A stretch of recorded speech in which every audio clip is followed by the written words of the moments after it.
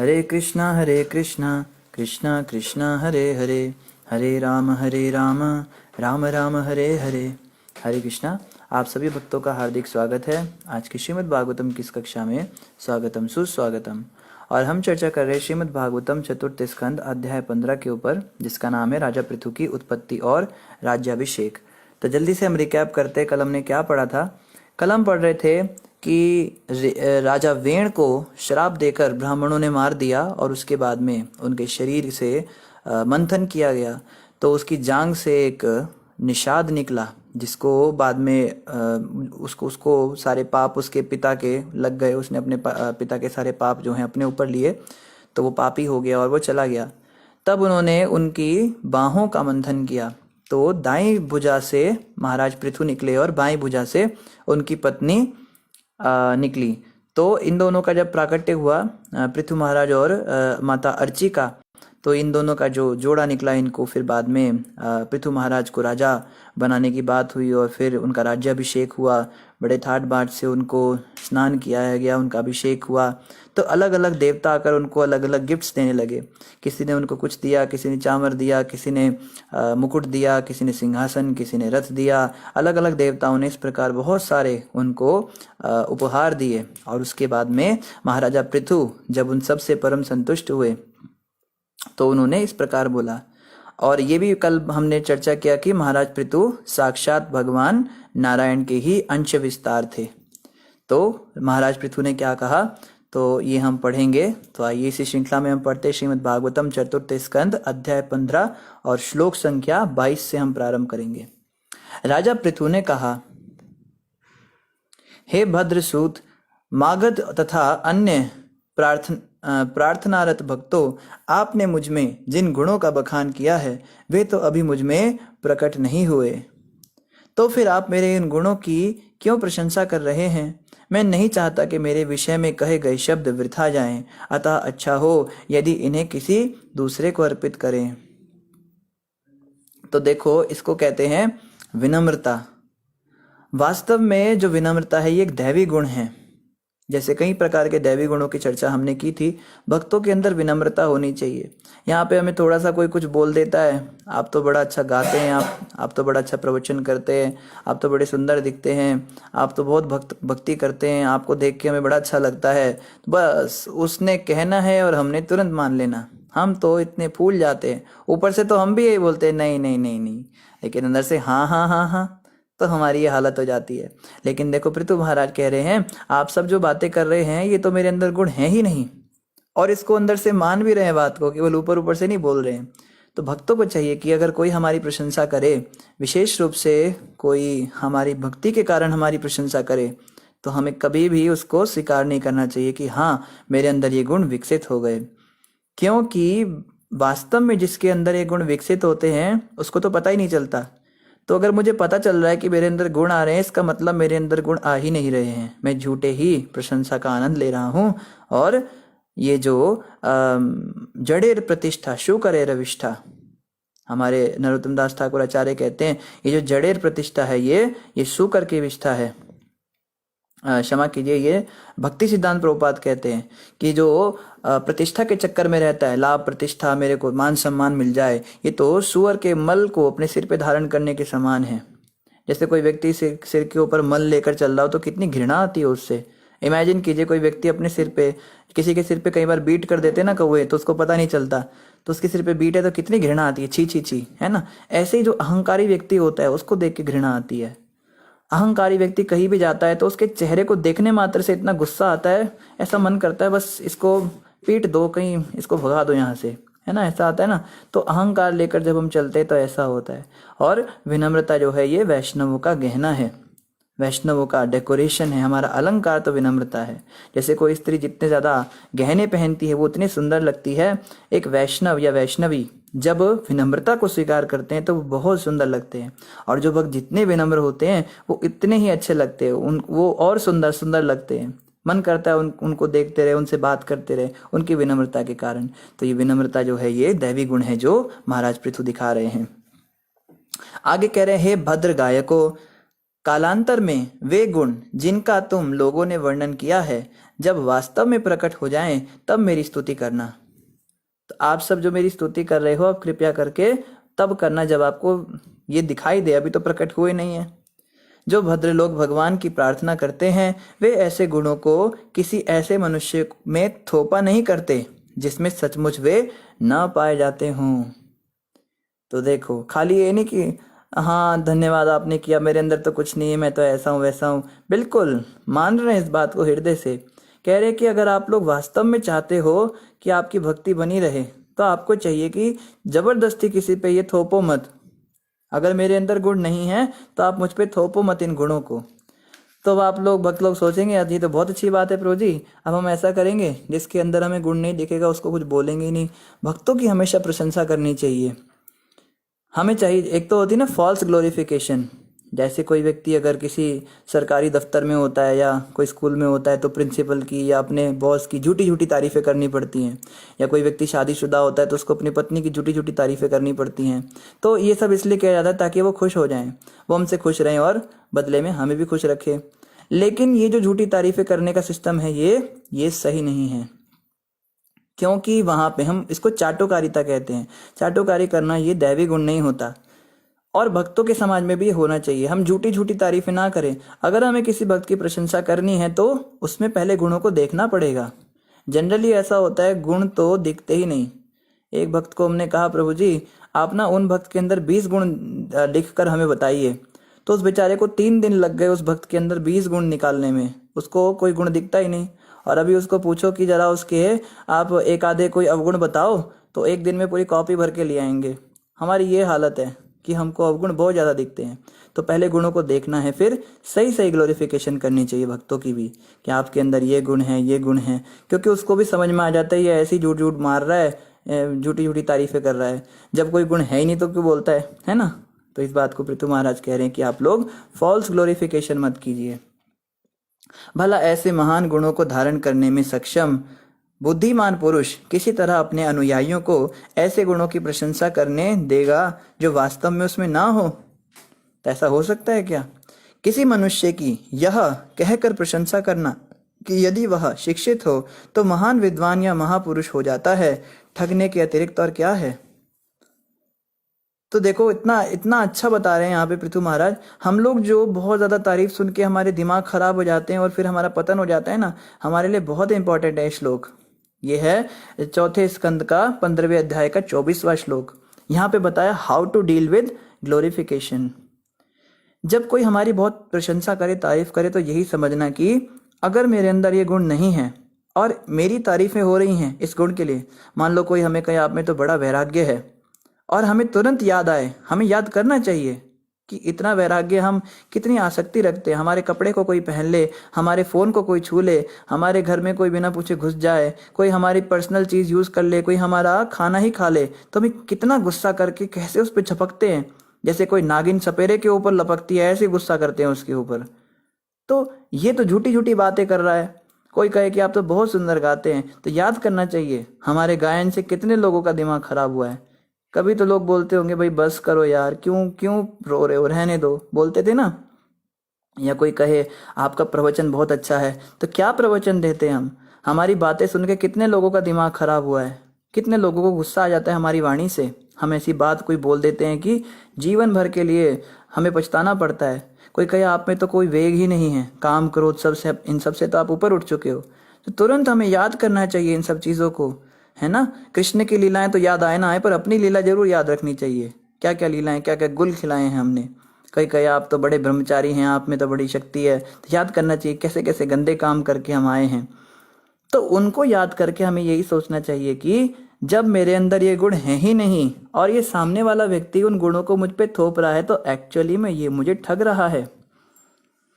ये मुझे ठग रहा है। कैसे ठग रहा है कि अगर इसने बोला कि आपके अंदर एक गुण है और मेरे अंदर वो है नहीं, और मैं झूठे झूठे अभिमान करके घूमूं, और तुरंत माया मुझे पकड़ेगी और पछाड़ कर गिरा देगी, मेरा नाश हो जाएगा, मेरी भक्ति का नाश हो जाएगा। तो ये व्यक्ति जो सामने आया है ये मुझे ठगने के लिए आया है। पर समस्या क्या होती है, जो हमारी तारीफ करता है वो हमें बहुत अच्छा लगता है। कोई हल्का सा कह दे आप बड़े बड़े अच्छी हैं माता जी या प्रभु जी, आपके साथ बड़ा अच्छा लगता है। हाँ, वास्तव में तुम ही तो मेरी महिमा को जान पाए हो।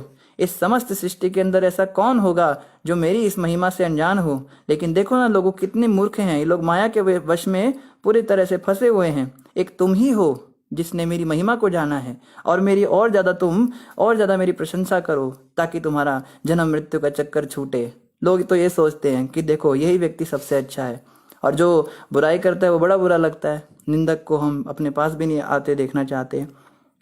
लेकिन होना यही चाहिए जो पृथु महाराज कह रहे हैं कि यही सोचना चाहिए, ये सामने वाला व्यक्ति मुझे ठगने के लिए आया है और इसकी ठगाई में मैंने आना ही नहीं है, मैंने इसकी बातों में आना ही नहीं। ये कितना भी कोशिश कर ले मैं इसकी बात मानने ही नहीं वाला, मैं मानने ही नहीं वाली कि मेरे अंदर ये गुण है, क्योंकि है ही नहीं। तो यही सोच के हमें बचना चाहिए। लेकिन इसके विपरीत भक्तों की हमेशा प्रशंसा करनी चाहिए। एक माता को हमने बात बताई तो माता कहती है प्रभु जी फिर तो हमें किसी की तारीफ नहीं करनी चाहिए। क्यों? क्योंकि हम उसको ठगने क्यों जाएं, हम उसको गिराने के लिए उद्देश्य से जा रहे हैं। तो हमें ये नहीं सोचना कि हम उसको ठगने जा रहे हैं, हमें तो उनकी तारीफ करनी है। जब हम वैष्णवों का गुणगान करते हैं तो उससे क्या होता है, वो सारे गुण हम में भी आ जाते हैं। जब हम किसी की निंदा करते हैं तो वो निंदा वाले जो काम उसके हैं वो हमारे अंदर आ जाते हैं। तो इसीलिए हमें गुणगान तो करना ही चाहिए। अगर किसी में थोड़ा भी कुछ अच्छा दिखे तुरंत उसकी तारीफ करनी चाहिए। इससे क्या होगा, हमारी भक्ति बढ़ेगी। हमें अपनी भक्ति देखनी है, और जैसे कोई हमारे सामने आके प्रशंसा करे तो यही सोचना है कि ये मुझे ठगने आया है। उसको बोलना नहीं है, ऐसा भी नहीं कि भागो यहाँ से, तुम ठगने आए हो, निकलो यहाँ से, तुम माया में गिरा दोगे मुझे, ऐसा भी नहीं करना है।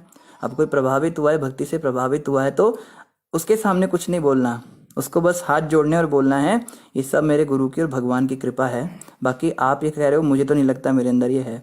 और अगर आपको लगता है कि बोलने की आवश्यकता नहीं तो बस मन में ये भाव रखना चाहिए, मन से कभी स्वीकार नहीं करना इन बातों को, इस बात का ध्यान रखना है। मूर्ख व्यक्ति जो ऐसी बड़ाई स्वीकार कर लेता है वह यह नहीं जानता कि ऐसे शब्द उसके अपमान के अतिरिक्त और कुछ नहीं है। ये जो है ये अपमान ही तो है। अभी देखो ना, जैसे किसी की बेइज्जती करनी हो तो क्या करते हैं, जैसे किसी के पास पैसे नहीं होते तो बोलते हैं ये बड़ा अमीर है, इससे पैसे मांगने जाइए जरा, ये निकालेगा पैसे, बोलते हैं ना इस तरह से। या कोई जो है बड़ा बुद्धू होता है, पढ़ाई लिखाई में बेकार होता है, तो उसको बोलते हैं ना ये देखिए ज्ञानी महात्मा आ गए। या भक्त लोग आपस में क्या बोलते हैं, आइए महाराज आइए महाराज। महाराज तो सन्यासी को बोलते हैं ना, पर आपस में महाराज महाराज बोलते हैं, तो ये हंसी वाली बात होती है। तो जो हमारे अंदर गुण है ही नहीं उसकी ये प्रशंसा कर रहा है मेरी, तो एक्चुअली में ये तो मेरी क्या कर रहा है, ये अब मेरा अपमान ही तो कर रहा है। जिस प्रकार कोई सम्मानित तथा उदार व्यक्ति अपने निंदनीय कार्यों के विषय में सुनना नहीं चाहता, उसी प्रकार अत्यंत प्रसिद्ध तथा पराक्रमी पुरुष अपनी प्रशंसा सुनना पसंद नहीं करता। एक और गुण बताया यहाँ पे, अगर हम सोचते हैं मैं बड़ा पराक्रमी हूँ, मैं बड़ा भक्त बन गया, मैं बहुत महान बड़ा ज्ञानी हो गया, तो उसका एक लक्षण है कि मुझे अपनी प्रशंसा सुनने में आनंद आना बंद आ जाएगा। जब तक मुझे प्रशंसा सुनने में बहुत आनंद आता है, कोई कहेगा प्रभु जी आप बहुत अच्छे हो, हैं क्या क्या बोला आपने, दोबारा बोलना, प्रभु जी आप बहुत अच्छे हो, नहीं मुझे सुनाई नहीं दिया, जरा दोबारा बोलना। अब इसको सुनाई सब दे रहा है पर इसका मन नहीं भर रहा है एक बारी में। फिर कहते हैं जोर से बोलो, सबके सामने बोलना, तो कहते हैं आप बहुत अच्छे लगते हो, तो तब कहते हैं हाँ अब थोड़ा सा आनंद आना शुरू हुआ। तो जब तक इन छोटी छोटी तारीफों में इनमें आनंद आ रहा है हमको, तब तक ये तो कोई धारणा ना बना के रखे कि मैं भक्त बन गया या मेरे अंदर बड़े गुण आ गए। ये तो सबसे बड़ा अवगुण है कि मैं अपने गुणों को सुनना चाहता हूँ, यही सबसे बड़ा अवगुण है। और यहाँ कह रहे हैं राजा पृथु ने आगे कहा, हे सूत आदि भक्तों, इस समय मैं अपने व्यक्तिगत गुणों के लिए अधिक प्रसिद्ध नहीं हूँ, क्योंकि अभी तो मैंने ऐसा कुछ किया ही नहीं जिसकी तुम लोग प्रशंसा कर रहे हो, प्रशंसा कर सको। अतः मैं बच्चों की तरह तुम लोगों से अपने कार्यों का गुणगान कैसे कराऊं। तो कह रहे अपने कार्यों का गुणगान तो बच्चे कराते हैं, छोटे बच्चे होते हैं ना, वो कहते हैं जैसे कोई बच्चा है उसने चलना सीख लिया तो उसकी मम्मी ताली बजाती है, वेरी गुड पापा ताली बजाते हैं, ताली बजा रही है तो बहुत खुश हो जाता है, वाह पता नहीं आज मैंने कितना बड़ा, आज कोई पहाड़ तोड़ के आ गया मैं। अगर वो लोग ताली नहीं बजाते तो उसको उत्साह ही नहीं आता, वो बैठ ही जाता है। तो उसका उत्साह वर्धन करने के लिए कभी कोई बच्चा पढ़ाई नहीं करता, बहुत बदमाशी करता है, तो माँ बड़ी ताली बजाती, वेरी गुड तूने पढ़ा, तू थोड़ी देर बैठा किताब लेके।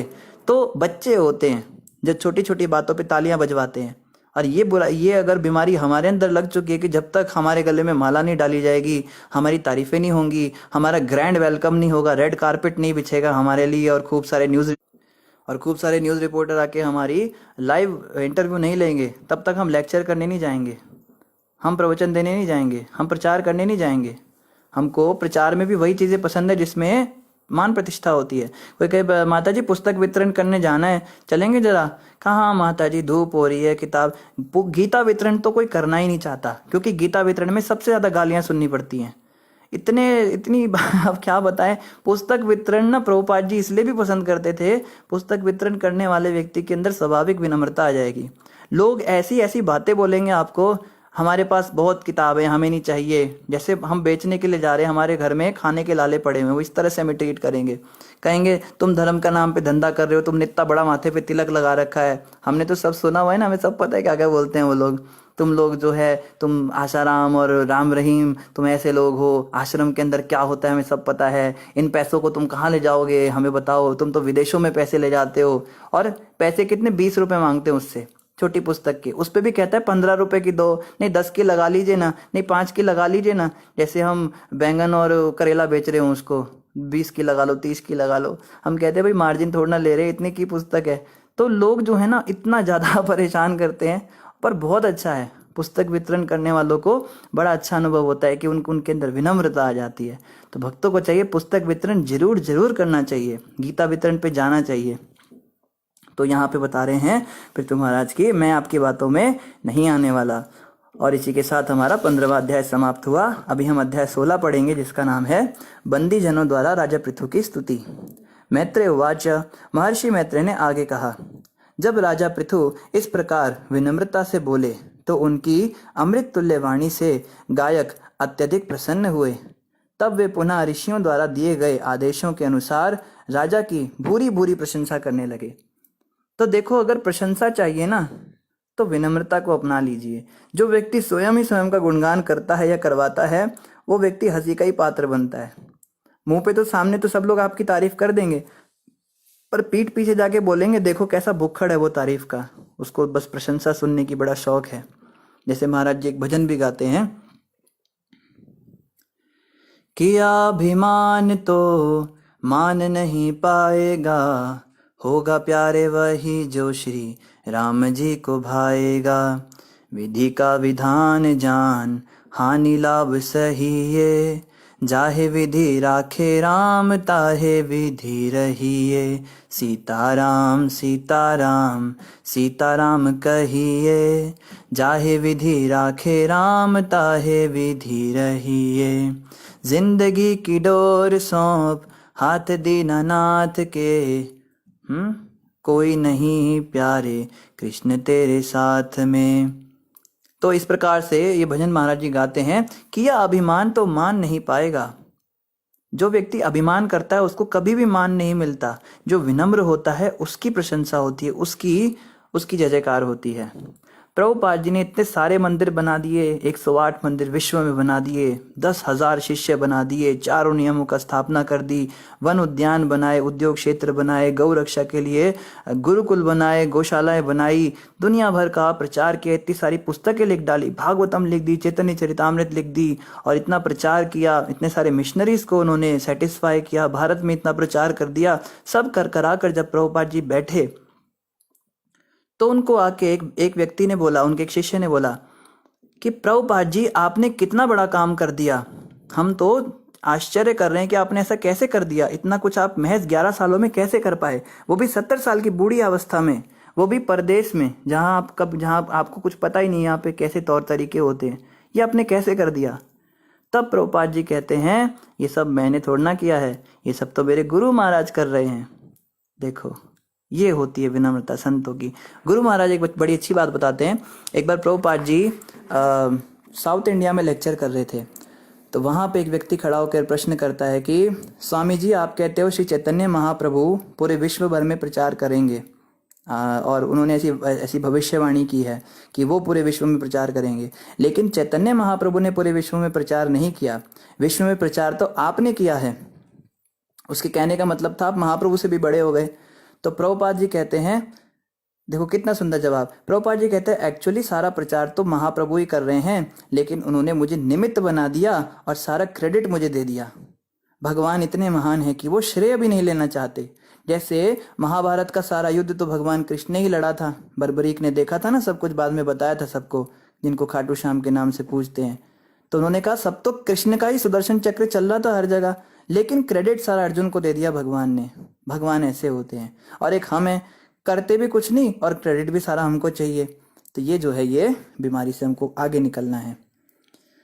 और जब विनम्रता सुनी लोगों ने वहां पृथु महाराज की, तो उनकी अमृत तुल्य वाणी सुनकर उनकी सब बुरी बुरी प्रशंसा करने लगे। सब कहते बहुत बढ़िया, आपने बहुत बढ़िया बताया, बहुत आनंद आ गया आपकी बात सुन के, इतनी विनम्रता आपके अंदर है। गायकों ने आगे कहा, हे राजन, आप भगवान विष्णु के साक्षात अवतार हैं और उनकी अहेतु की कृपा से आप पृथ्वी पर अवतरित हुए हैं। अतः हम में इतनी सामर्थ्य कहाँ है कि आपके महान कार्यों का सही सही गुणगान कर सके।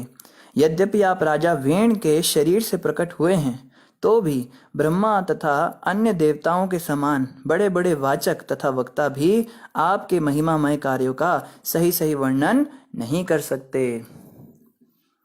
तो ये भी ध्यान रखना है। कई बार ना भक्त बहुत अति विनम्रता दिखा देते हैं। कुछ शुद्ध भक्त होते हैं या और भी कुछ थोड़े सीनियर डिवोटीज होते हैं, उनकी आप थोड़ी प्रशंसा कर दो तो वो एकदम बोलेंगे नहीं नहीं हम में तो कुछ नहीं है। तो हम वो ना बोलते इस तरह से लगता है कि सच में इनमें कुछ नहीं है।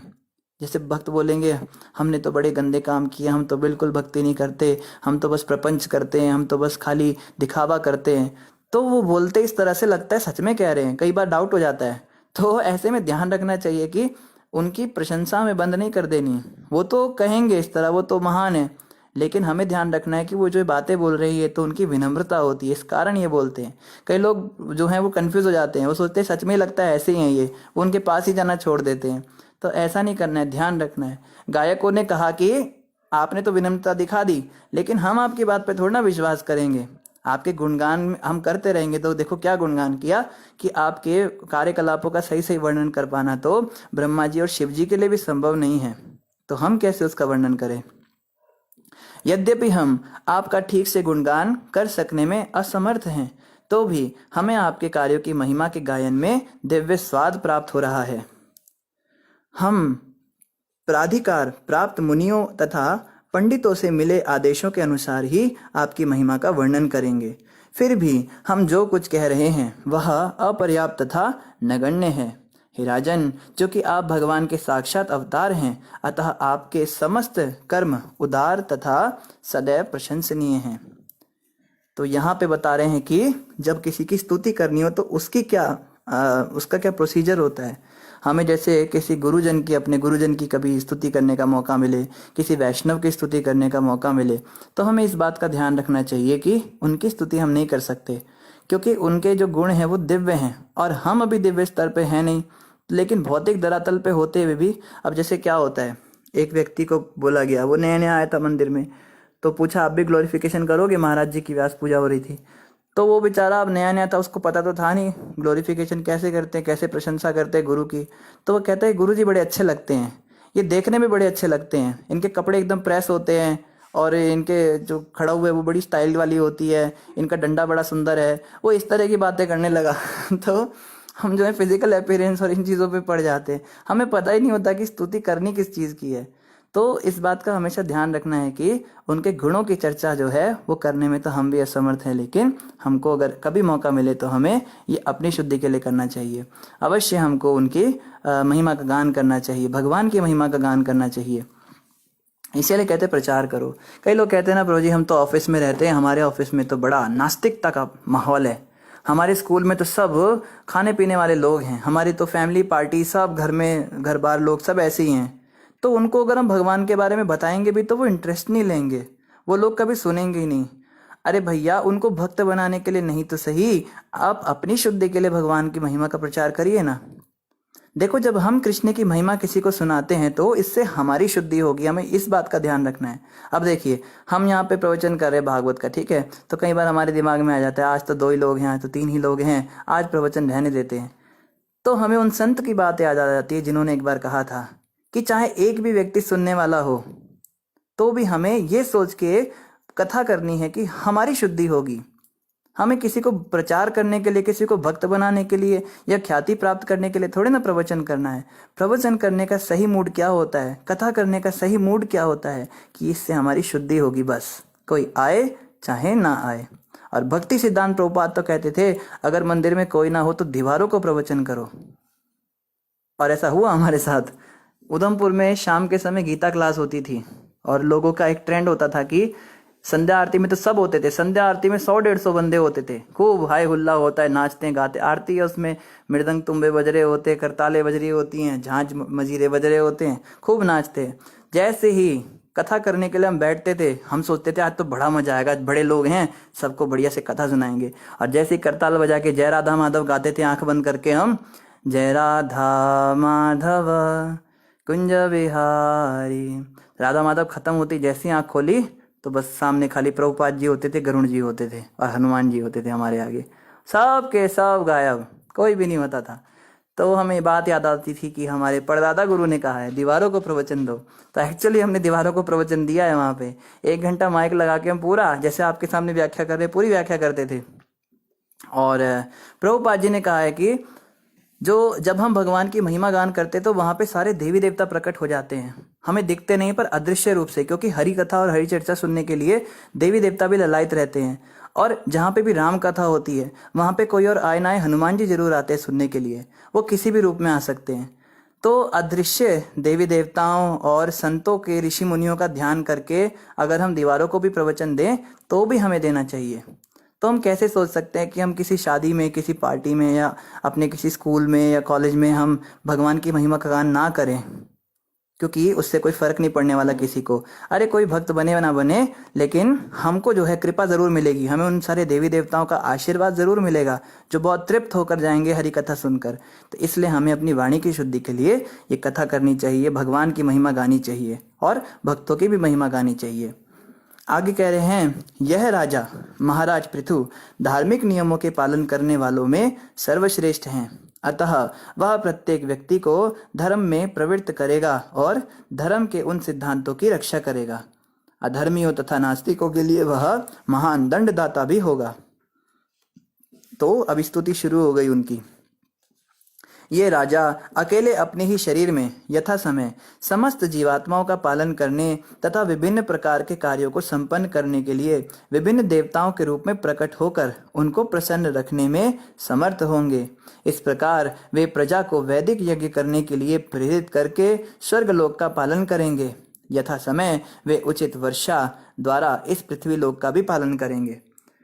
तो पृथ्वी लोक की सारी वर्षा ही समाप्त हो चुकी थी।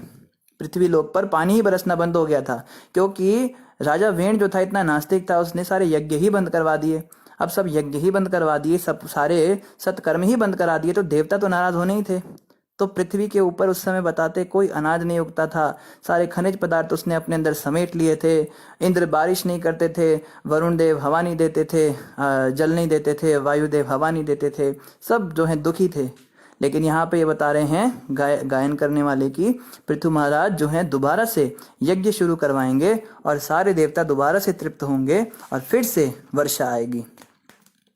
ये राजा पृथु सूर्यदेव के समान प्रतापी होंगे और जिस प्रकार सूर्यदेव हर एक को समान रूप से अपना प्रकाश वितरित करते हैं, उसी तरह राजा पृथु अपनी कृपा सबों को संवितरित करेंगे। जिस प्रकार सूर्यदेव 8 मास तक जल को वाष्पित करते हैं और वर्षा ऋतु में प्रचुर मात्रा में उसको लौटा देते हैं, उसी प्रकार ये राजा भी नागरिकों से कर वसूल करेंगे और आवश्यकता के समय इस धन को लौटा देंगे। तो सूर्य जो है वो 8 महीने तक पानी को सोखते हैं। जैसे हम जानते हैं कि गर्मियों में पानी भाप बन के उड़ जाता है समुद्र के ऊपर से, जगह जगह से जितना भी पानी है वो सूख जाता है, एकदम गर्मी हो जाती है। लेकिन उसके बाद जो है जो 4 महीने बरसात के आते हैं, उस समय वो सारा का सारा पानी वापस हमें ही दे देते हैं। सूर्यदेव अपने पास थोड़ा ना रख लेते उस पानी को। उसी प्रकार से राजा जो हैं वो कर वसूलते हैं, टैक्स लेते हैं और प्रजा से जब वो कर लेते हैं थोड़ा थोड़ा, फिर बाद में वापस उन्हीं को बांट देते हैं। उससे वो कुछ निर्माण कार्य करते हैं, कुछ काम करते हैं, जैसे हमारे देश के अंदर भी इनकम टैक्स का एक वो होता है, इनकम टैक्स देना होता है, या फिर रोड टैक्स देना होता है, टोल टैक्स देना होता है, हाउस टैक्स होता है, और बिजली का भी बहुत सारे टैक्स होते हैं। इन सारे टैक्स को लेने का क्या वो होता है कि ये सारा पैसा इकट्ठा किया जाता है राजकोष में, और उसको फिर जहाँ जहाँ ज़रूरत है, जैसे कहीं कई प्रदेशों में अभाव हो जाता है, अन्न का अभाव हो जाता है या और सुविधाओं का, वहाँ पे वितरित किया जाता है। पर आजकल ऐसा हो नहीं पा रहा है, क्योंकि भ्रष्टाचार नाम की एक बीमारी लग गई कलयुग के लोगों को। वो लोग पैसे ले तो लेते हैं, पर बांटते समय वो भूल जाते हैं। ऐसा हो जाता है, फिर अपने अकाउंट में डाल लेते हैं, उनको स्विस बैंक के अंदर अकाउंट बनाते हैं, और सारा पैसा जो है गरीब जनता का, भोली भाली जनता का, वो ऐसे ले लेते हैं। तो ये काम जो है ये पृथु महाराज नहीं करेंगे। उन्होंने कहा पृथु महाराज सारा का सारा धन वापस लौटा देंगे। यह राजा पृथु समस्त नागरिकों पर अत्यधिक दयालु रहेंगे। यदि एक दीन पुरुष विधि विधानों की अवहेलना करेगा, राजा के सिर पर अपना पांव तक रख दे, तो भी राजा अपनी अहेतु की कृपा से उस पर ध्यान ना देकर उसको क्षमा कर देंगे। जगत के रक्षक के रूप में ये पृथ्वी की ही भांति सहिष्णु होंगे। तो ये बहुत बड़ा गुण है सहनशीलता। एक वैष्णव कह रहे थे, उनका लेक्चर हम सुन रहे थे, कहते इस दुनिया के अंदर सबसे बड़ा गुण क्या है, सबसे बड़ा आदमी कौन है? सबसे बड़ा आदमी वो है जिसको सहन करना आ गया। सहन ही नहीं कर पाते हम जो हैं, गर्मी सर्दी नहीं सहन कर पाते, भूख प्यास नहीं सहन कर पाते, मान अपमान सहन नहीं कर पाते, सहन करना नहीं आता हमको। पहले ज़माने में जॉइंट फैमिली होती थी, हमारे भारत के अंदर परिवार बिखरे हुए नहीं होते थे। एक बाप के अगर 5 लड़के होते थे तो बाप जब तक मरता था तब तक 5 एक साथ ही रहते थे। उनकी पत्नियां साथ में आती थी, बच्चे उस बड़े से घर में, बड़ा सा घर होता था, उसमें बड़े बड़े कमरे होते थे। अब तो कबूतर खाने हो गए। तो उसके अंदर वो सब एक साथ मिल बांट के रहते थे, साथ में खाते थे, साथ में रहते थे, और साथ में ही सोते थे। सोने का सिस्टम ये कोई डबल बेड सिस्टम या ये बेडरूम ये सब नहीं होता था। सारे पुरुष घर के बाहर सोते थे खाट पर, और सारी स्त्रियां घर के अंदर सोती थी। ये सिस्टम होता था, इसको कहते थे जॉइंट फैमिली सिस्टम। अपनी पत्नी को तो कभी कभी देखते थे व्यक्ति, वो तो घूंघट में रहती थी, पता ही नहीं चलता था उनकी पत्नी कौन सी कहाँ काम कर रही है। और दिन में अगर कोई आदमी घर के अंदर आ जाता था तो उसको कहते थे ये तो औरत है, उसको चिढ़ाते थे, देखो अपनी पत्नी से मिलने के लिए आया होगा, ऐसे इसे ठिठोली लेते थे, क्योंकि दिन भर काम करते थे खेतों में। तो ये सिस्टम होता था, ब्रह्मचर्य का पालन होता था। पर अब क्या हो गया, अभी पूरा ही बेकार हो गया। बहू अपने बेडरूम में बैठी है, दूसरी बहू अपने बेडरूम में बैठी है, सास उसके कमरे में घुस जाए तो कहेगी माँ जी आपको मैनर्स नहीं है, आपको मैनर्स नहीं, आप ऐसे आ गए सीधे, आपको खटखटाना चाहिए, आपको परमिशन लेनी चाहिए। महारानी साहिबा मैं आपकी सासू माँ अंदर आ सकती हूँ, और अगर मैं कहूँ हाँ आप आ सकते हो तब आपको अंदर आना चाहिए। तो देखो कैसे हम लोगों की पूरा का पूरा ये समाप्त हो गया कल्चर। ये जो हमारा जॉइंट फैमिली सिस्टम था, इसका कारण क्या रहा? सहन करना बंद कर दिया। पहले छोटे मोटे झगड़े होते थे, सहन करते थे, बच्चे माँ बाप को सहन करते थे, और भाई भाई को सहन करते थे, भाभियाँ आपस में सहन करती थी। अब लोग सहन नहीं कर पाते। जॉइंट फैमिली तो छोड़िए, शादियां ही नहीं टिकती हैं।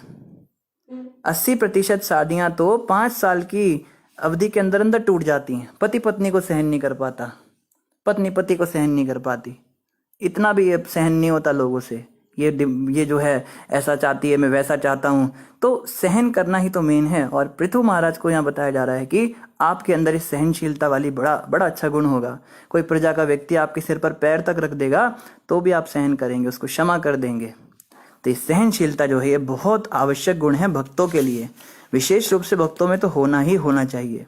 हमारे घर में अगर बड़े बुजुर्ग हैं तो हमें उनको सहन करना चाहिए। कई बार भक्त होते हैं ना, उनके फैमिली में डिवोटीज तो होते नहीं, माँ बाप उनके अभक्त होते हैं, वो टीवी देखते हैं, अखबार पढ़ते हैं, उनसे उलझुल बातें करते हैं, तो वो गुस्सा करते हैं, क्या है तुम मुझको माला भी नहीं करने दे रहे हो, क्या है तुम परेशान कर रहे हो, मंदिर ही तो जा रही हूँ, वहां जाने में क्या समस्या है। तो वो लोग बड़ी अच्छा, उनका एक डायलॉग है कि इतनी भक्ति तुम करते हो, गुस्से पे तो तुम्हारा कंट्रोल होता नहीं है और तुम भक्ति की बातें कर रहे हो। तो ये इंप्रेशन हम उन पर डालते हैं। तो बहुत ज़रूरी है कि भक्तों को अपना इंप्रेशन खराब नहीं करना चाहिए। घर वाले हों, बाहर वाले हों, सबके सामने सहनशीलता के साथ अगर हम रहेंगे तो वो लोग भी कुछ हमारी इज्जत करेंगे। नहीं तो कहेंगे तो ऐसे ही ढोंग ढांग कर रहे हैं, ये तो बस ड्रामेबाजी, बड़ी बड़ी मालाएं जप के दिखा रहे, लंबे लंबे तिलक लगा के घूमते हैं, और थोड़ा सा इनके खाने में नमक ज़्यादा हो जाए तो बस देखो फिर तो पूरा सिर पे घर उठा लेते हैं, ऐसा इनका हाल है। तो सहनशीलता भक्तों के जीवन में बहुत ज़्यादा मायना रखती है। और आगे कह रहे हैं, जब वर्षा नहीं होगी और जल के अभाव से नागरिक महान संकट में होंगे तो यह राज वेशधारी भगवान स्वर्ग के राजा इंद्र के समान जल की पूर्ति करेगा। इस प्रकार अनावृष्टि सूखे से वह नागरिकों की रक्षा कर सकेगा। जब सूखा पड़ेगा तो ये जल बरसाएंगे। यह राजा पृथु महाराज अपनी प्यारी चितवन तथा अपने चंद्रमा सदृश मुखमंडल से जो नागरिकों के लिए अत्यधिक प्यार से सदैव हंसता रहता है, सबों के शांत जीवन में और वृद्धि करेगा। तो पृथु महाराज के गुण उनमें क्या होगा कि वो हमेशा हंसते दिखेंगे, हंसमुख चेहरा होगा, खुश रहेंगे। देखो अगर कोई व्यक्ति हंसमुख होता है ना, खुश होता है, उसको देखने मात्र से हमें भी खुशी होती है। कुछ लोगों के चेहरे ही ऐसे होते हैं, मतलब उसको देखते ही अच्छा भला मूड भी खराब हो जाता है। वो बोलते कुछ नहीं, बस देख इस तरह से लेते हैं जैसे खा जाएंगे आपको। भक्तों को चाहिए कि कम से कम खुश दिखें, है ना। कई बार ऐसा होता है, आपको होगी प्रभु जी हमारे अंदर को खुशी है ही नहीं तो फिर बाहर कैसे दिखाएं। या कुछ लोग कहते हैं हम अंदर से खुश है ना, हमको बाहर से दिखाने की क्या जरूरत है। तो भक्तों को हंसमुख रहना चाहिए। 7 प्रकार के वैष्णव अपराध होते हैं, उसमें एक वैष्णव अपराध होता है भक्तों को देखकर स्माइल ना पास करना। अगर कोई भक्त हमारे सामने आ गए और हम उसके आगे मुंह बनाकर निकल गए, इतने में ही वैष्णव अपराध हो जाता है। तो भक्तों को देख के खुश होना चाहिए। ओहो बड़े दिनों बाद मिले, हरे कृष्णा प्रभु जी, हरे कृष्णा माता जी। चलो बोल भी नहीं रहे, मान लो कोई सेवा में है तो कम से कम वो हमारी तरफ देखे तो एक स्माइल तो पास कर दो, कम से कम हंस लो। आप कहोगे अभी भी तो मेरा पत्नी से झगड़ा हो क्या आया घर के अंदर, क्या खाक हंसूंगा मैं। तो हंसना चाहिए क्योंकि इससे अपराध हो जाता है।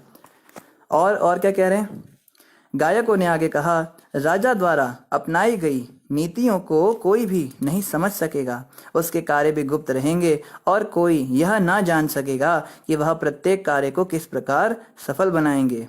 उनका कोश सदा ही लोगों से अज्ञात रहेगा। वे अनंत महिमा तथा उत्तम गुणों के आगार होंगे। उनका पद स्थायी तथा प्रच्छन्न बना रहेगा, जिस प्रकार के समुद्र के देव वरुण चारों ओर जल से ढके रहते हैं।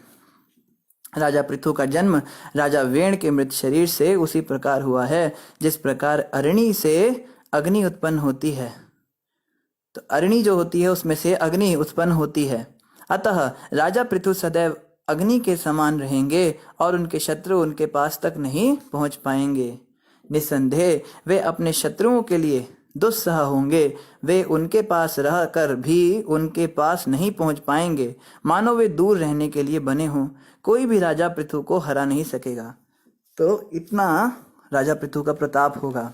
राजा पृथु अपने प्रत्येक नागरिक के आंतरिक तथा बाह्य कार्यों को देख सकने में समर्थ होंगे। फिर भी उनकी गुप्तचर व्यवस्था को कोई जान नहीं सकेगा और वे अपनी स्तुति अथवा निंदा संबंधी मामलों में सदैव उदासीन रहेंगे। वे शरीर के भीतर स्थित वायु अर्थात प्राण के समान होंगे, जो बाह्य तथा आंतरिक रूप से प्रकट होता है किंतु सभी व्यापारों से सदैव निरपेक्ष रहता है। तो पृथु महाराज का एक गुण क्या होगा कि वो लोगों के बाहर के और अंदर के कार्यों को देख पाएंगे। जो प्रचारक हैं, विशेष रूप से जो प्रचार करना चाहते हैं या कर रहे हैं या उसमें निमित्त बन रहे हैं, उनको बहुत ज़रूरत है कि उनको थोड़ा सा ना साइकोलॉजी का ज्ञान होना चाहिए, उनको मनोविज्ञान समझना आना चाहिए। सामने अगर व्यक्ति ऐसे होता है ना कि एक ही लाठी से हर भैंस को हाँकने वाला काम नहीं होता। कोई भी हमारे पास आया, हाँ जी महामंत्र जपिए, 4 नियम पालन कीजिए, 16 माला कीजिए और मंगल आरती उठिए, हम ना सोचते हैं कि बस आज ही इसको शुद्ध भक्त बना दें। कोई बस पकड़ में आ जाए, जैसे कोई भक्त गलती से बेचारा गलती से फटक जाता है हमारे पास कि माता जी या प्रभु जी हमें थोड़ा बताइए कैसे होता है क्या, और हम उसको कम से कम नहीं तो 5 घंटे का लेक्चर दे देते हैं। जितना हमको पता है, जितना हमने सुना होता है, सारा का सारा उस पर उड़ेल देते हैं। वो बेचारा इतना ज़्यादा घबरा जाता है, वो दोबारा आता ही नहीं कभी मंदिर में, फटकता ही नहीं। वो कहेगा बाप रे बाप। तो ये बड़ी बीमारी होती है, हम हाई डोज हैवी डोज दे देते हैं उसको। तो पता होना चाहिए भाई कितना इसके अंदर इसका मनोविज्ञान पढ़ना है, इसकी साइकोलॉजी पढ़ के, पुरुष है तो पुरुष की तरह उसको डील करना है। पुरुषों का स्वभाव क्या होता है कि उनको कोई कार्य दो, कोई कर्म करने को दो तो वो खुश होते हैं। उनको आपको सेवा दे दो कि प्रभु जी आप जो हैं ये भगवान के फूल रखे होते हैं, इनको हमें फेंकने जाना होता है वहाँ नदी में, तो आप ये सेवा कर सकते हो, इसमें बस आपको महीने में 2 बार आना होगा। तो वो बड़े खुश होंगे क्योंकि सेवा बहुत बड़ी बात होती है भगवान की, उनको सेवा मिल गई। और माताओं का क्या स्वभाव होता है, स्त्रियों का स्वभाव ये होता है सुलभ रूप से, उनको अगर आप कोई उनके जीवन में कोई कोई खुश होने की वस्तु दे दो तो वो उसमें संतुष्ट हो जाती हैं। उनको आप बोलोगे कि आप जो है महामंत्र जपो, आप आया करो, आपका मन लगेगा, मनोरंजन होगा, उनको एसोसिएशन चाहिए होता है। स्त्रियों का ना एक स्वभाव होता है, उनको बातें करने की बहुत आदत होती है। उन्हें कोई तो चाहिए बातें करने के लिए। अगर भक्तों से बातें नहीं करेंगी तो फिर संसारिक लोगों से बातें करेंगी। तो उनको आप कीर्तन पे या सेवाओं में बुलाओ और वो आकर उनसे बातें करो, खूब बातें करो, और उनको एक सहेली की तरह आप ट्रीट करो, तो वो जो है वो जुड़ जाती हैं। तो थोड़ा सा ना मनोविज्ञान पढ़ना पड़ता है। अब कोई माता नई नहीं आए, उसको बोल दो माता जरा ये सामान खरीद के लाना है, आप जरा बाहर स्कूटी रखिए, आप लेके आ जाओ, तो उसको इतना अच्छा नहीं लगेगा। ये काम जो पुरुषों को दिया जाए, उसमें भी फिर देखना पड़ता है, बूढ़ा है, जवान है, बच्चा है, उस हिसाब से उसको एंगेजमेंट दिया जाता है। शुरुआत में कभी भी हमको देखो, first first impression is last impression. नया नया जब व्यक्ति आता है कभी उसको नियम नहीं बताना होता। जैसे कई भक्तों को मैंने देखा है कि उनको बोलो कि आप चाय लेंगे, हैं हम चाय नहीं पीते, हम तो चाय छुड़ाते हैं लोगों की। कहते बाप रे बाप, छुड़ाने की बात पहली पहली मुलाकात में ये बात कर देते हैं। वो कहते हैं भैया इनसे दूर रहना है, चाय छुड़ा देंगे। तो शुरुआत में इनको नियम नहीं बताने होते कि हम प्याज लहसुन नहीं खाते, चाय नहीं पीते। वो कहेंगे तो हम यही कहें कि भाई हम नहीं लेते, आप लीजिए, आप चाय पीजिए, हम नहीं, हमारा नियम है, हम नहीं लेते। फिर वो इंप्रेस होंगे कि क्यों नहीं लेते। हम पहले कह देंगे तुम्हारा भी छुड़वा देंगे, तो वो घबरा जाता है। तो ये थोड़ी जो है चीज़ें हमें समझनी होती हैं कि बाहर के कारण और भीतर के कारणों को समझना होता है। ये पृथु महाराज के अंदर ये गुण होगा। और निरपेक्ष रहेंगे वो, अपनी स्तुति और निंदा दोनों में क्या रहेंगे, उदासीन रहेंगे। कोई उनकी तारीफ करेगा तो भी वो कहेंगे बहुत अच्छा, कोई निंदा करेगा तो भी कहेंगे बहुत अच्छा, दोनों में ही समान हो जाएंगे। चूंकि यह राजा सदैव धर्मनिष्ठा के मार्ग पर रहेगा, अतः अच्छा एक बात रह गई बीच में, जब भी कोई सबसे पहली बार हमें मिले ना, उसको महामंत्र जपने के लिए प्रेरित करें। नए भक्तों को चाहिए उनको महामंत्र जपाइए, उनको बोलो आप जपो हरे कृष्ण कृष्ण कृष्ण हरे हरे, हरे राम राम राम हरे हरे। जब भी मिलो तो बार बार महामंत्र जपने के लिए प्रेरित कीजिए। वो कहेंगे हम तो नहाते नहीं है सुबह, हमारा तो ऐसा रूटीन है, हमें समय नहीं मिलता। तो उनको बोलो कोई नियम नहीं है, आपके लिए कोई नियम नहीं है। आप चलते फिरते उठते बैठते जैसे तैसे नाम जपो। आप शुरू तो करो, 10 मिनट से शुरू करो, 5 मिनट दे दो, 2 मिनट दे दो, आप महामंत्र जपो। सुबह पूजा के समय ही बोल लो। आपके लिए कोई नियम नहीं है। ऑफ कोर्स नियम होते हैं, हमारे लिए तो नियम है ना, ध्यानपूर्वक जप करना होता है, बैठ के जपना होता है, आवाज को सुनना होता है जो हम बोल रहे हैं, पर वो बाद में देंगे। शुरुआत में उनको बोलो कोई नियम नहीं। नाम नामकारी बहुधा निज सर्वशक्ति तत्रार्पिता नियमिता स्मरणे न कालः। कोई स्मरणे न कालः, समय की काल की, किस दिशा में बैठना है, किस जगह पे बैठना है, किस समय बैठना है, किस अवस्था में बैठना है, कोई नियम नहीं। इवन अगर वो नहाया भी नहीं है ना तो भी माला जप सकता है, बिना नहाए माला जपा जा सकता है। हाथ धो ले, मुंह कुल्ला कर ले, हम भी जपते हैं। हम सुबह कई बार जल्दी उठ जाते तो हाथ मुंह धो के अपना माला जपने लगते हैं, जपते जपते फिर मंगल आरती के समय नहा धो के मंगल आरती चले जाते हैं। तो ऐसा कोई नहीं, कोई बिस्तर पे बैठ के जप रहा है, कहीं भी जप रहा है, उसको बोलो बस आप माला जपिए, तो उसको नाम में एक बार रुचि आ जाएगी ना, फिर वो अपने आप सारे नियमों का भी पालन करेगा। अभी उसकी रुचि नहीं, नाम में उसको नियम दे दोगे तो घबरा जाएगा ना। और देखो नियमों के पालन से भगवत प्राप्ति नहीं होने वाली, ये भी आपको बता दें हम, क्लियर बात है बिल्कुल। बड़े बड़े ब्राह्मण, बड़े बड़े ऋषि महर्षि जो नियमों का पालन करते, ब्रह्मचर्य व्रत धरेंगे, 4 नियम का पालन करेंगे, दूधाहारी होंगे, पानी पे जिएंगे, दूध पे जिएंगे, बड़ा वैरागी, कट्टर वैरागी होंगे, घर संसार से दूर होंगे, उनका उद्धार नहीं होने वाला कलयुग में। कलयुग ए नाम आधारा, सिमर सुमिर नर उतर ही पारा। अगर वो भगवान का नाम नहीं जप रहे तो ये सब नियम उन्हें भगवान के पास नहीं ले जाने वाले। बिल्कुल क्लियर होना चाहिए। हम कई बार बहुत ज्यादा इंप्रेस हो जाते हैं ना कि ये देखो ये बाबा जी तो ऐसा करते हैं, वो बाबा जी ऐसा करते हैं। अगर वो नाम जप रहे हैं भगवान का तब तो ये सब नियम उनके काम आने वाले हैं, लेकिन जो व्यक्ति नाम नहीं जप रहा है तो ये नियम बेकार हैं। और दूसरी ओर कोई व्यक्ति नाम जपता है, जो हरे कृष्ण मंत्र जप रहा है, फिर वो ब्रह्मचर्य का पालन करे तो और अच्छा, फिर वो 4 नियमों का पालन करे तो और अच्छा, सुबह उठ के जपे तो और अच्छा, फिर ये सारे नियम जो हैं उसके कुछ काम के हैं। लेकिन हम खाली उसको नियम बता दें व्यक्ति को, माला वो कर नहीं रहा है, जप कर नहीं रहा है, वो बस उसको नियम बता दिया, हाँ भाई मैं 15 बार कुल्ला कर रहा हूँ और 20 बार स्नान कर रहा हूँ दिन में और सारे नियम कर रहा हूँ, पर माला ही नहीं जप रहा, तो उसका उद्धार नियमों से थोड़ा ना उद्धार होगा। तो ये नियम जो हैं ये माला जपने वालों के, पहले माला जपानी है, उनको नाम जपाना है, उसके बाद नियम बताने हैं। आगे कह रहे चूंकि यह राजा सदैव धर्म निष्ठा के मार्ग पर रहेगा, अतः वह अपने पुत्र तथा अपने शत्रु के पुत्र दोनों के प्रति संभाव रखेगा। यदि उसके शत्रु का पुत्र दंडनीय नहीं है तो वह उसे दंड नहीं देगा, किंतु यदि स्वयं का पुत्र दंडनीय है तो उसे दंडित करेगा। ये पक्षपात नहीं करेगा कि मेरा बेटा है वो तेरा बेटा है, जो गलत है उसको दंड मिलेगा। जिस प्रकार सूर्यदेव अपनी प्रकाशमान रश्मियों को आर्कटिक प्रदेश तक बिना किसी अवरोध के बिखेरते हैं, उसी प्रकार राजा पृथु का प्रभाव आर्कटिक क्षेत्र तक के समस्त भूभागों पर होगा और वह आजीवन अविचल रहेगा। तो इनका शासन सूर्य के प्रकाश के समान हर जगह होगा। यह राजा अपने व्यवहारिक कार्यों द्वारा सबको प्रसन्न करेंगे और उनके सारे नागरिक अत्यंत प्रसन्न होंगे। इस कारण नागरिकों को उन्हें अपना शासक राजा स्वीकार करने में अत्यधिक संतोष मिलेगा। ये राजा दृढ़ संकल्प वाले तथा सत्यव्रती होंगे। ये ब्राह्मण संस्कृति के प्रेमी, वृद्धों की सेवा करने वाले तथा शरणागतों को पराश्रय देने वाले होंगे।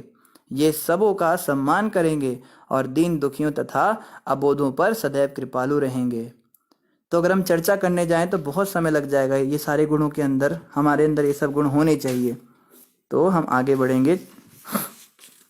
ये राजा सभी स्त्रियों को अपनी माता के समान सम्मान देंगे और अपनी पत्नी को अपने शरीर का आधा अंग अर्धांगिनी मानेंगे। ये अपनी प्रजा के प्रति पिता के समान स्नेही होंगे और अपने आप को भगवान की महिमा का उपदेश करने वाले भक्तों का परम आज्ञाकारी दास समझेंगे। ये वाला थोड़ा इंपॉर्टेंट है। तो सारे जो भक्त पुरुष होते हैं उन्हें चाहिए कि सभी स्त्रियों को माता के समान सम्मान दें। जैसे एक व्यक्ति ने कहा एक बार मैंने ही कहा, महाराज जी ने हमको बोला कि तुम जो है हर स्त्री को माँ समान देखना, तुम ब्रह्मचारी हो, तुम्हारे लिए हर स्त्री माँ समान है। तो मैं मूर्ख था, मैंने कहा महाराज जी जो हमसे उम्र में छोटी है उसको कैसे हम माँ समझेंगे। तो माँ बहन बेटी वाला कॉन्सेप्ट था दिमाग में पहले जो सीखा था। महाराज कहते नहीं, वो माँ है। क्यों? क्योंकि वो आगे चल के माँ बनेगी भविष्य में। वो माँ तो बनेगी ना कभी, चाहे 2 साल की चाहे 1 साल की है, कभी तो माँ बनेगी। तो वो माँ ही तो हुई। तुम्हारी उत्पत्ति भी एक स्त्री शरीर से हुई है, तो समस्त स्त्री शरीर माँ ही तो हुए। तो हमने कहा बात तो सही है आपकी। तो भक्तों को चाहिए, ब्रह्मचारियों को विशेष रूप से और गृहस्थियों को भी चाहिए कि अपनी पत्नी को छोड़कर हर स्त्री को माँ समान देखें, और स्त्रियों को भी चाहिए कि अपने पति को छोड़कर हर पुरुष को पिता समान या पुत्र समान देखें। इससे पवित्रता रहती है समाज के अंदर, और जो आजकल ये नौटंकियाँ चल गई ये सब, इसका इतना प्रभाव नहीं होता। वैष्णव कल्चर में ये सब होना चाहिए। जैसे एक बार एक नया दंपत्ति जोड़ा आया मंदिर में, जैसे ही वो आया तो उनको अलग कर दिया, बोला माता और पुरुष एक साथ नहीं होते मंदिर में, आप इधर खड़े होइए, आप उधर जाइए।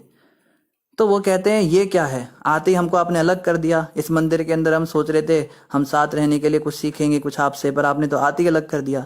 तो उन्हें समझाना पड़ा, देखो वैदिक संस्कृति कहती है स्त्री पुरुष को अलग अलग खड़े होने चाहिए मंदिर के अंदर भी। अब सारे जोड़े जोड़े बना के खड़े हो जाओगे तो ये कोई लवर्स पॉइंट थोड़ना है, कोई पार्क थोड़ना है, यहाँ पे बैठ के आप ऐसे बैठ जाओगे।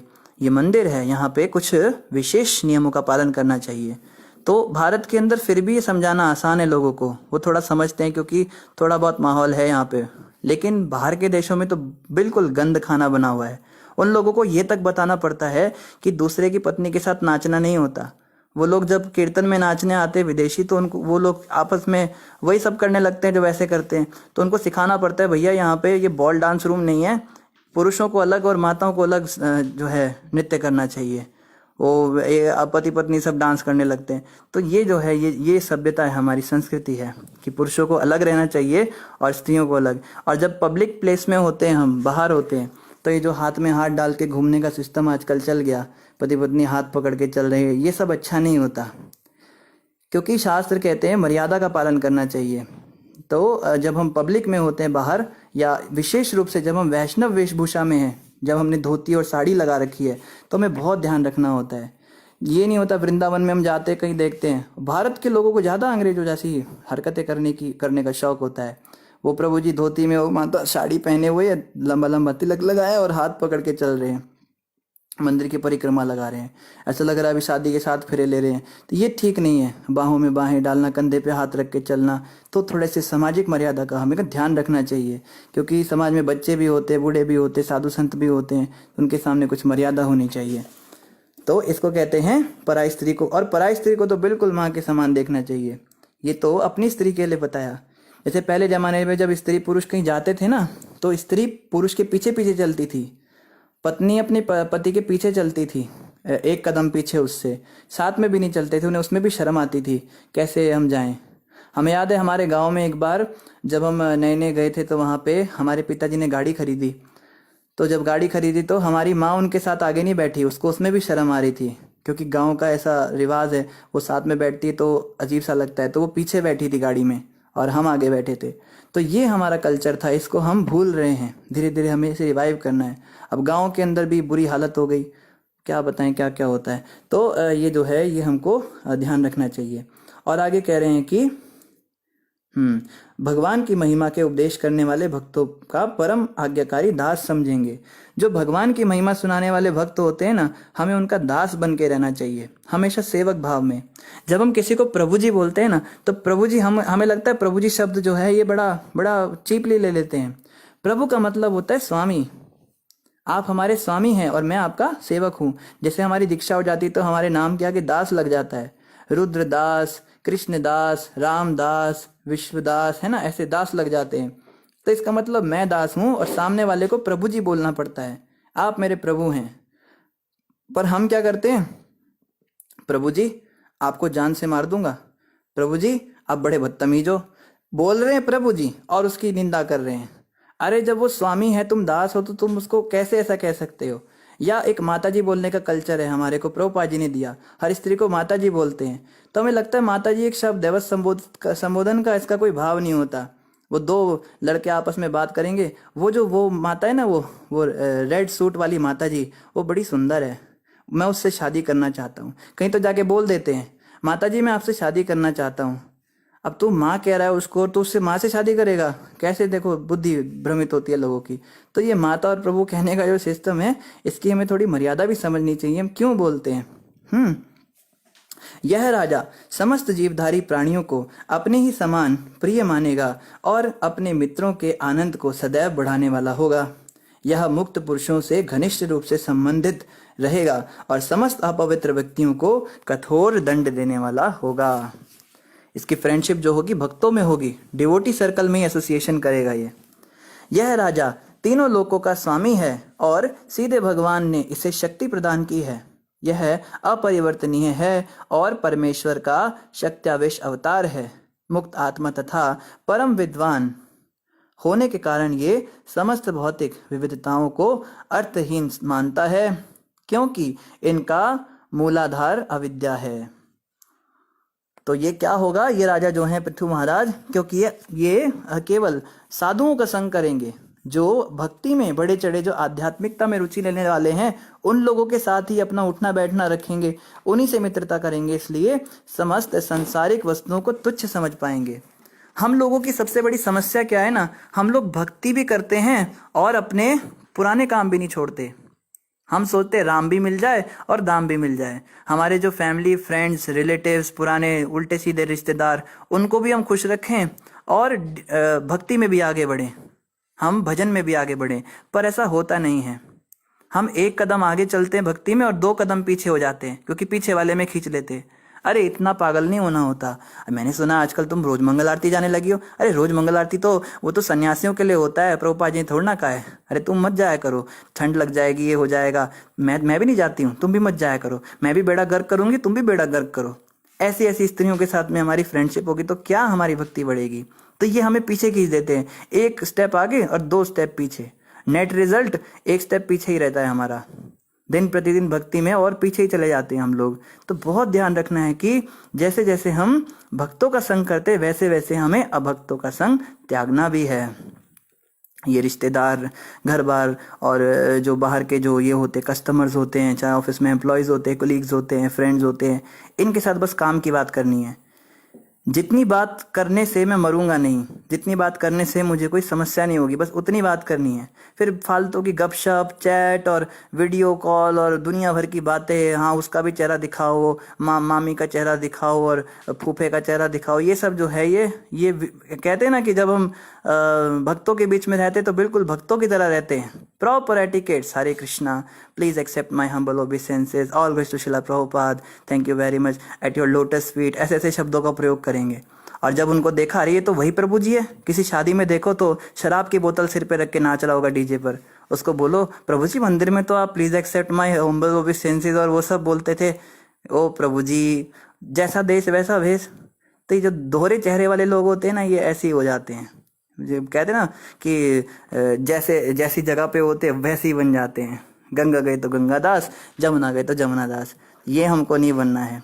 हमको ध्यान रखना है कि जैसे जैसे हम अच्छी संगत पकड़ते हैं वैसे वैसे बुरी संगत का भी त्याग करना है। तो इन्हीं शब्दों के साथ आप सभी का धन्यवाद। समय लगभग पूरा हो चुका है। किसी भक्त का कोई प्रश्न हो तो आप अवश्य कमेंट पर अपना प्रश्न पूछ सकते हैं। निधि माता कह रही है प्रभु जी जय राधा माधव सुना दीजिए। जी निधि माता, अवश्य सुनाएंगे, आपको जय राधा माधव बहुत पसंद है।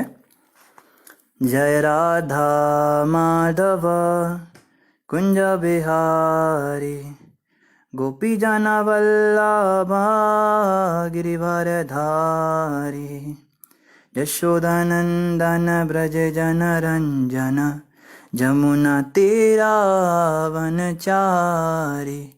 जय राधा माधव कुंज बिहारी, जय राधा माधव कुंज बिहारी। एक्चुअली ये भजन हम रोज बोलते हैं क्लास शुरू करने से पहले, लेकिन लाइव नहीं शुरू करते, क्योंकि लाइव शुरू करने के बाद भजन बोलेंगे, फिर हम ओम नमो भगवते वासुदेवाय पूरी प्रेयर्स बोलते हैं, तो हमें लगता है फिर वीडियो लंबी हो जाएगी। कई भक्त बाद में सुनते हैं तो वो रोज़ रोज़ सुनेंगे, तो इसलिए। पर हम बोलते रोज़ हैं इस प्रार्थना को, हर कक्षा से पहले बोलते हैं। फिर हम बोलते हैं ओम नमो भगवते वासुदेवाय, ओम नमो भगवते वासुदेवाय, ओम नमो भगवते वासुदेवाय। नारायणं नमस्कृत्यं नरं चैव नरोत्तमं, देवीं सरस्वतीं व्यासं ततो जयमुदीरये। नष्टप्रायेषु भद्रेषु नित्यं भागवत सेवया, भगवती उत्तम श्लोके भक्तिर्भवति नैष्टिकी।